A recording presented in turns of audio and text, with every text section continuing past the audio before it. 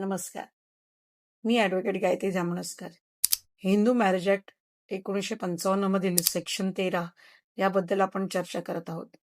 त्यामधील सेक्शन 13(2) यामध्ये हा कायदा स्त्रीला काही इतर कारणांवरून घटस्फोटासाठी याचिका करण्यासाठीची माहिती देतो.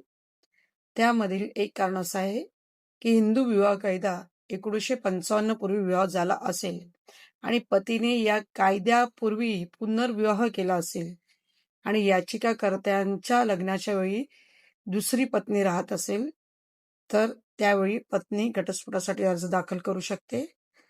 दुसरं, लग्नानंतर पती बलात्कार, लैंगिक संबंध किंवा पाशवी वर्तनासाठी दोषी आढळला असेल तर.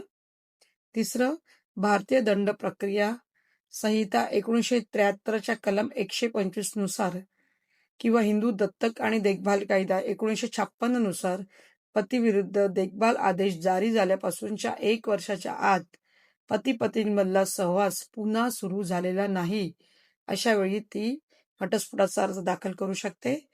आणि शेवटी, विवाहाच्या वेळी पत्नी अल्पवयीन असेल आणि 18 वर्ष पूर्ण होण्याच्या आत तिने तिचा विवाह नाकारला असेल तर त्यावेळी ती घटस्फोटासाठी अर्ज दाखल करू शकते. चला आता पुढील भागात अजून काही माहिती घेऊन लवकरच भेटू. तोपर्यंत नमस्कार.